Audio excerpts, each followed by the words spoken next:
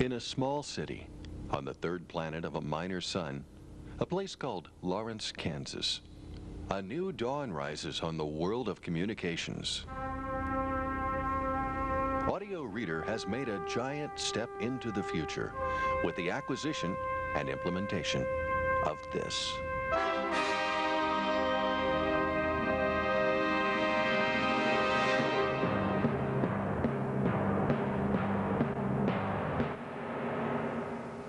Excuse me, do you know exactly what this is? Looks like some kind of sled, but I don't know how you'd steer it.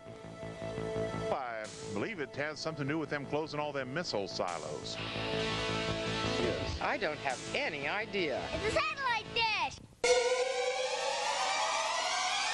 This is a 4.1 meter offsat satellite dish, anchored to 12 cubic meters of concrete, output power of 10 watts at 6 gigahertz, locked onto the Galaxy 6 satellite in 2-degree spacing geosynchronous orbit, 23,000 miles in space.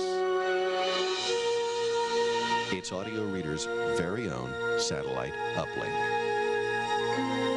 To understand the significance of this system, let's look at how Audio Reader began.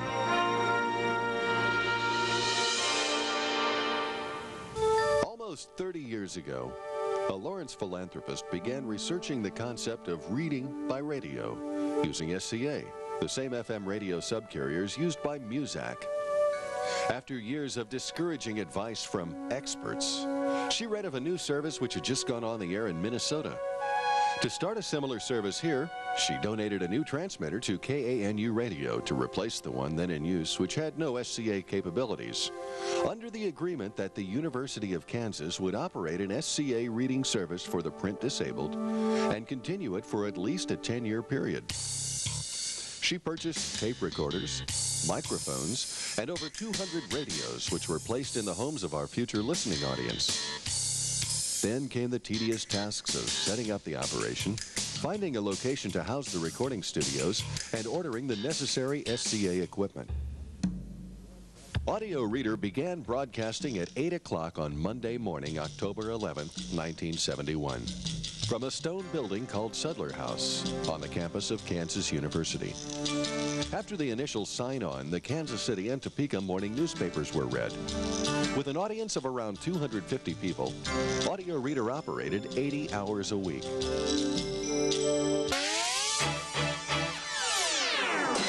Through the years, we've expanded both our schedule and the area we can reach with our signal. But as our coverage area grew, it became wild and unruly. The signal got to western Kansas through a patchwork quilt of subcarrier frequencies, phone lines, cable TV systems, and rented and borrowed microwave signals. And from the inside pages of the Capitol Journal, Clinton salutes Blackman. When the Garden City signal went off the air, it could take a lot of phone calls to find out where the signal stopped. Court delicately split on me.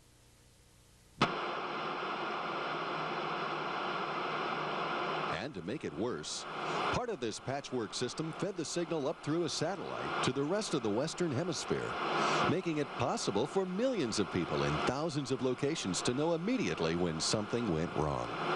But now, through the financial assistance of the Bear Foundation, we can launch our signal into space from our own backyard.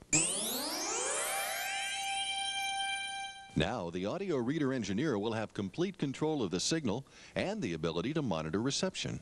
In fact, in the 50,000-mile signal path to western Kansas, now there's only one component, the satellite. With this dramatic simplification of the network distribution system, we'll have a more dependable network and a higher quality signal. Thanks to the Kansas Lions District 17 AE and Lions International, another project has begun taking shape that will take the Audio Reader broadcasts into a whole new medium. For years, the only way most blind people could hear daily newspapers read out loud was by tuning into a radio reading service at the time they're broadcast.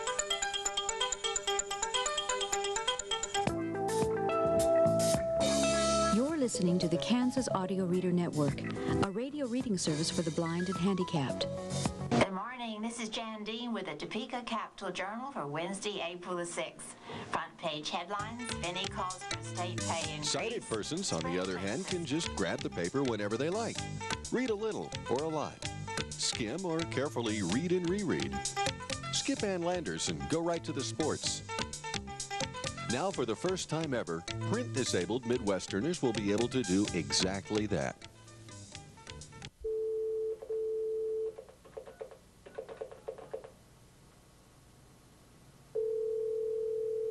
Hello.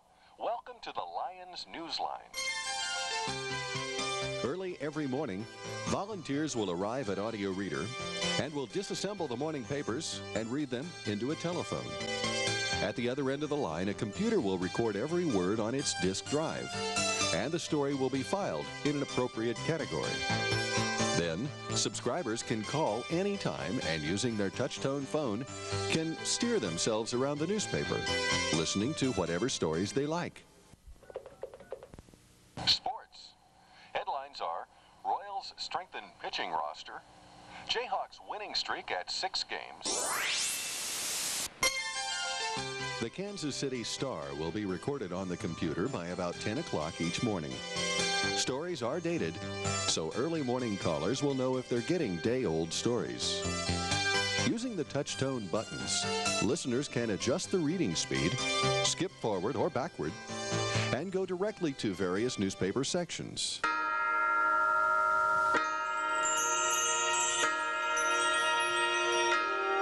Three decades ago, when one woman in Lawrence, Kansas, conceived of a service that would read to people who couldn't use normal printed material, the technology of the 21st century was only a dream. And as Audio Reader moves into the future, utilizing the newest in satellite and computer technology, one thing has not changed. By the front door of the Bear Audio Reader Center, the sign on the wall spells out our mission statement. Audio Reader services are provided to enable print-handicapped citizens the opportunity to live their lives with the greatest possible personal independence. It may have only been a couple of days since the Easter Bunny took his romp in Kansas, hiding eggs in green grass all over town. But Tuesday, Mother Nature had her own ideas. Tuesday afternoon, she covered the city with fluffy white flakes that looked more like miniature cotton balls. Temperatures dipped to 27 degrees in the late afternoon, and the snow created plenty of problems